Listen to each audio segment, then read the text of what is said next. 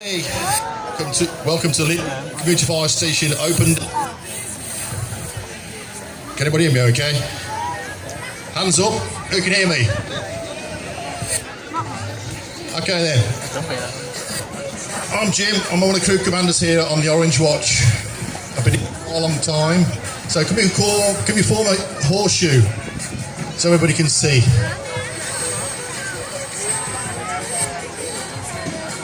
Form an horseshoe.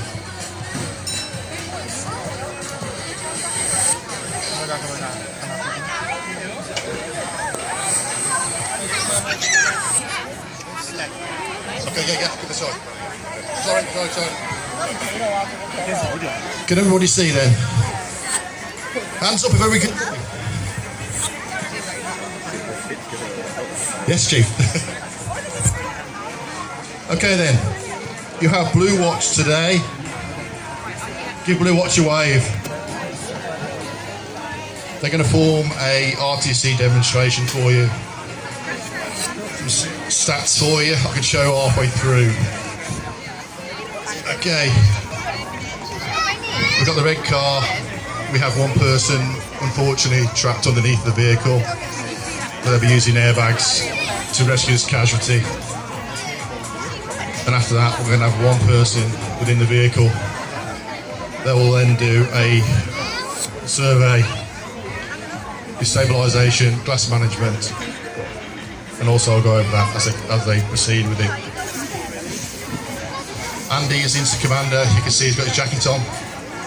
He's the main man today with 4 firefighters. As you can see, they have all the fire kit they require, PPE, as we call it, helmet, glasses, and their RTC jackets, which just come in early part last year. These helmets have 2 visors, glasses, and the frontal visor. They'll be using these as they proceed with the extrication.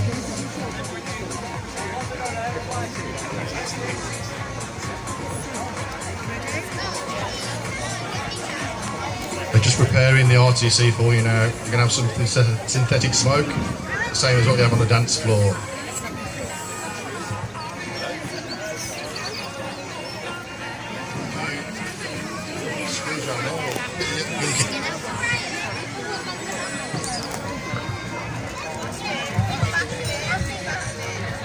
Okay then, I've got some stats for you. Road traffic collisions, which Staffordshire have proceeded to this year from January 24.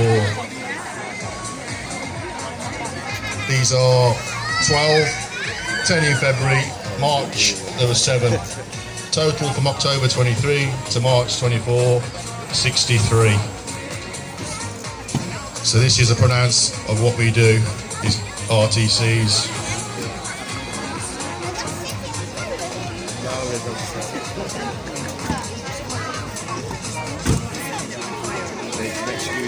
Okay then, Instant Commander now's got his white helmet on with his black stripe 12mm. He's now briefing his crew. Safety is paramount.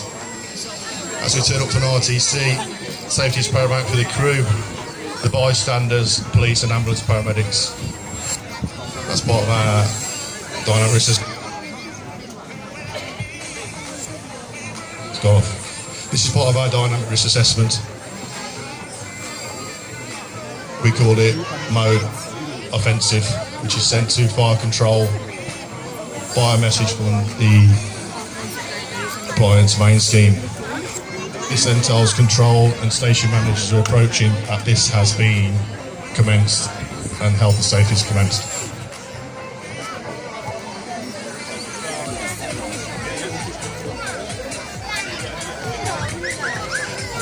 Due to crowd control, we can have the young children at the front along the Armco barrier if it is required.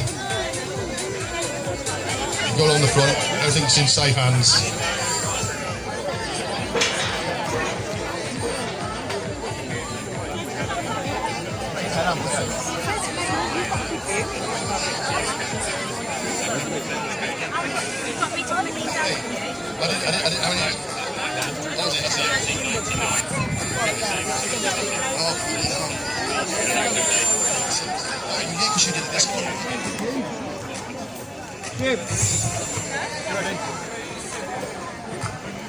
Okay then, time is 1200 hours. So let's go for it then, Andy. Synthetic smoke is on its way.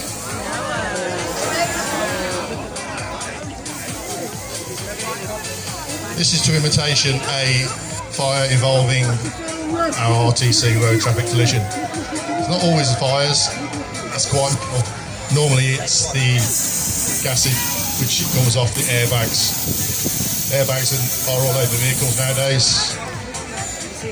They're from steering wheel, A and B airbags, and also hemothorax, which is in the seat. Handing into the commander now.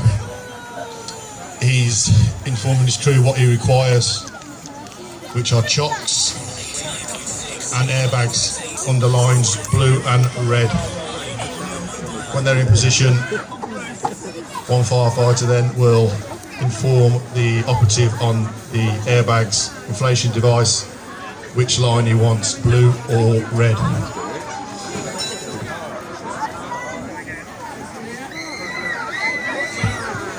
Okay then, they've made contact with the casualty underneath the car plus the one in the vehicle. The priority is the firefighter to get the casualty under the vehicle first, and now it's been extricated. So it's 1200 hours. What time is it now? Okay, it took about 2 minutes. Normally we'd have paramedics with us, but due to how busy they are now, we are turning up to RTCs without the paramedics. So we all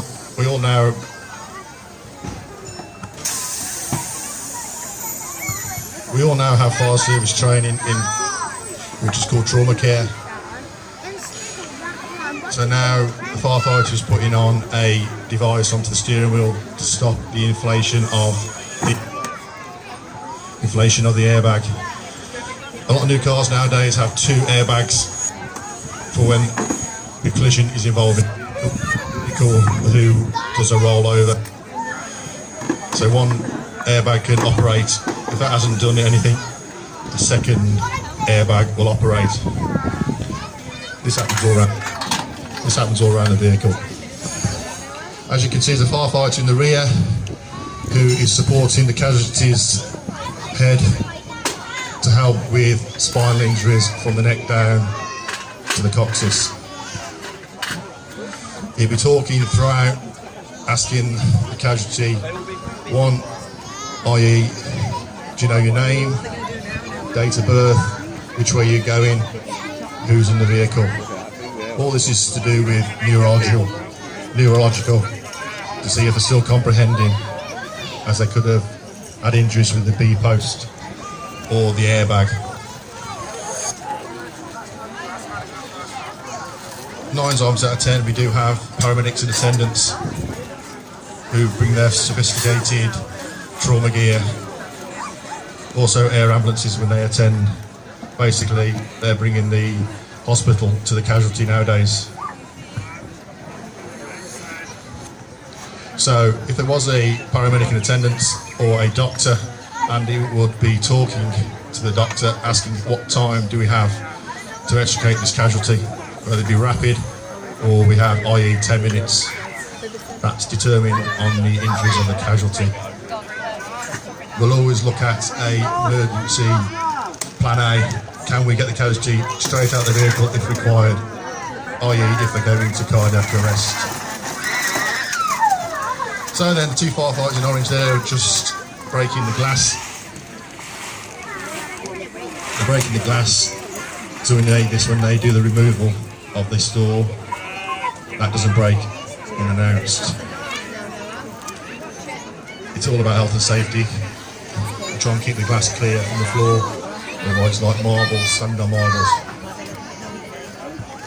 So you know a firefighter now with the hydraulic cutting equipment.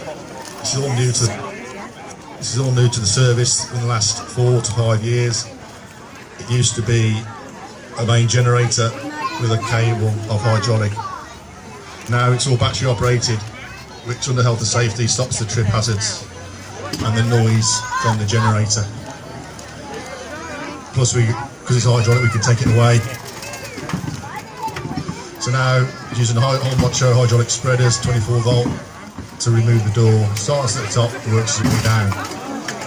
The large pops, that's one done, that's 1 inch broken. You'll have the bottom hinge and also the electrics to the up and down windows for electrics to contend with as well. We're also being careful that the door doesn't trap your feet to keep well away, and using the hydraulic cutters doesn't trap the firefighter between the cutters and the door itself. So now you can see the B post, which is the second post along. The first post is the A, the second is the B. He's now looking at the hinges again. He's putting what we call a teardrop, which is a protection device between the cutters and the casualty in case it slips off. Okay, he's just cut the electrics to the door.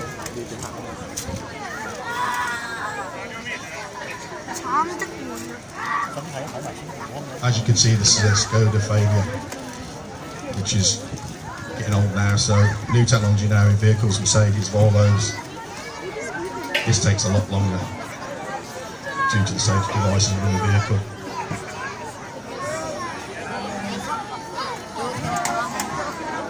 Okay, then Alf is now taking charge of the doughnut tray spreaders. There's another pop.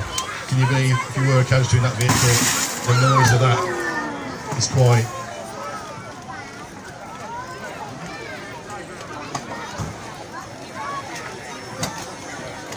Okay, all the time Andy is in the white helmet, he's always inspecting everything for health and safety, looking after his crew. Paramedics and police, because we're doing all this cutting, we're in charge of this.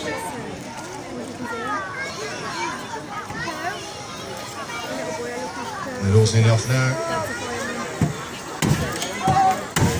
That's it then, that's 2 doors. We call this a side creation, making the hole fit the casualty, not the casualty fit the hole. So now Andy's looking at the situation he's got now again.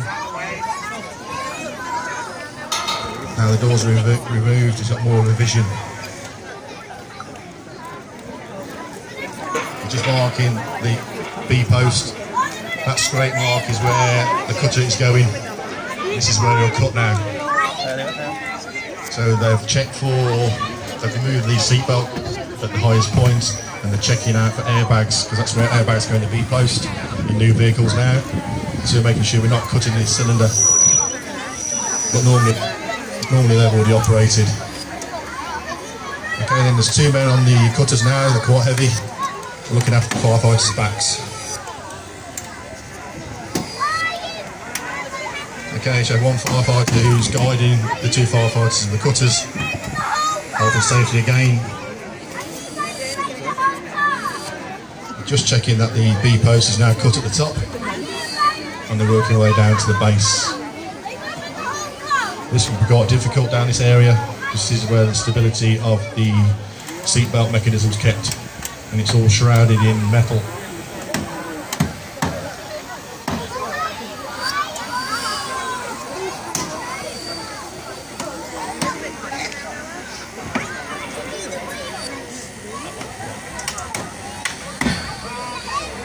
Okay, can you see the tool twisting? This is what I was saying about not trapping the firefighter between the tool and the car. That's got a crow's nest on. It's like a big beak, and it'll twist itself in towards the centre of the cutter as it gets under pressure. Again, the teardrops are in use, protecting the femur area. Firefighters there doubling it up.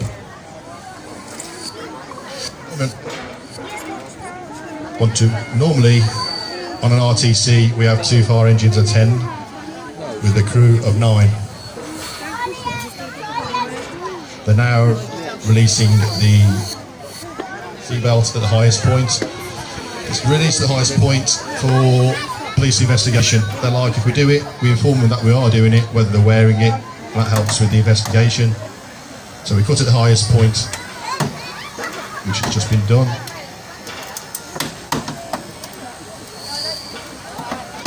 Okay, you can see the firefighter holding the top of that B post, so it's not going into the casualty.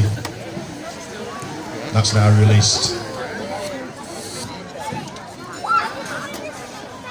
Okay, then you can now see a full side removal of 2 doors and the B post, giving us great access to that casualty.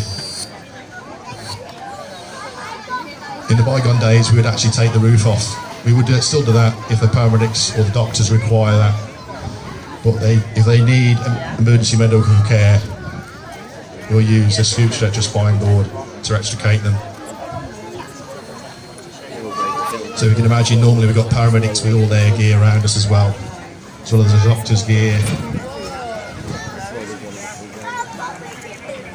Okay, Andy's again checking to make sure they've got to the feet are clear, and he's giving his crews a quick brief on what he wants. That's because if anything happens, it's down on Andy's. He gets the telling off. He gets the telling off, not the firefighters.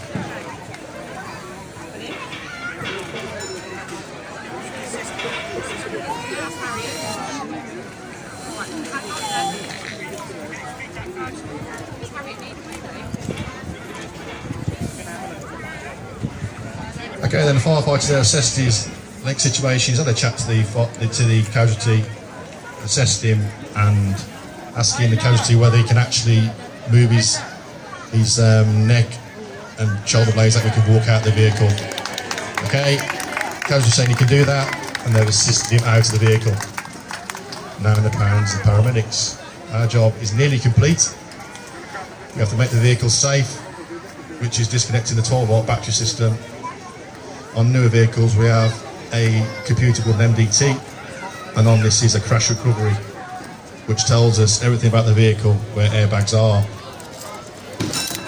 As you know, we have to deal with electric vehicles as well, but on the next demonstration I'll cover that.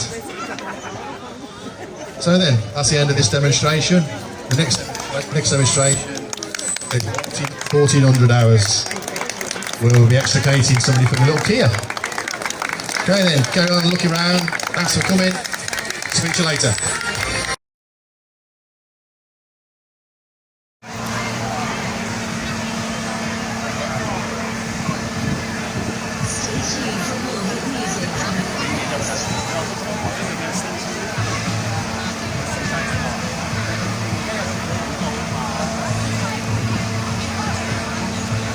Open your hands off the grabs, scan the barcode on the desk.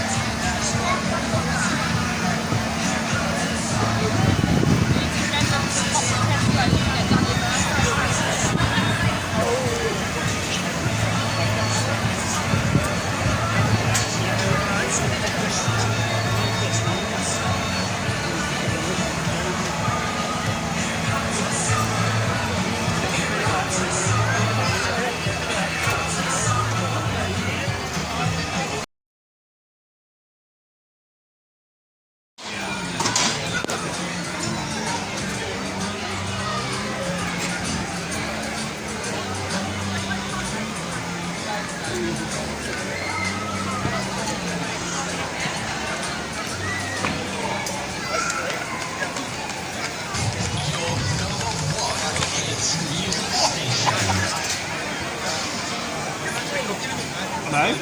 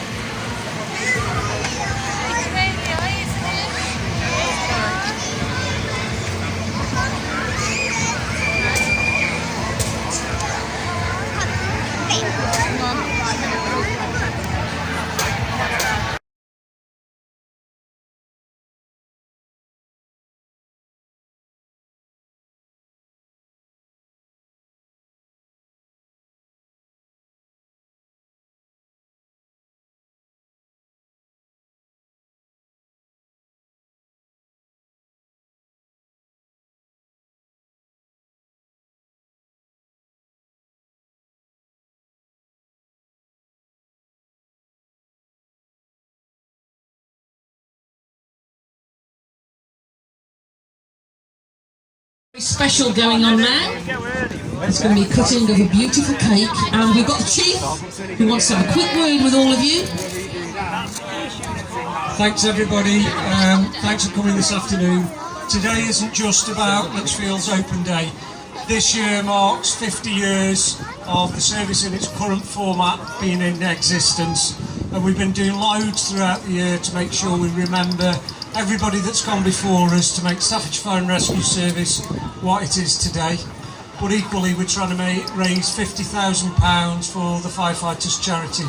Now the beautiful cake that you see in front of us has been made by the partner of one of our firefighters, and I'm going to ask Michelle Hickmott, our Assistant Chief, to do the honours of cutting the cake.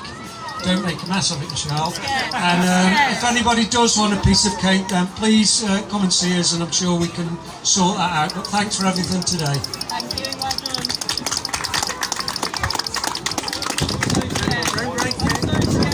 I think somebody needs to stand on the other side, just in case. That's it, I'm done. Wonderful.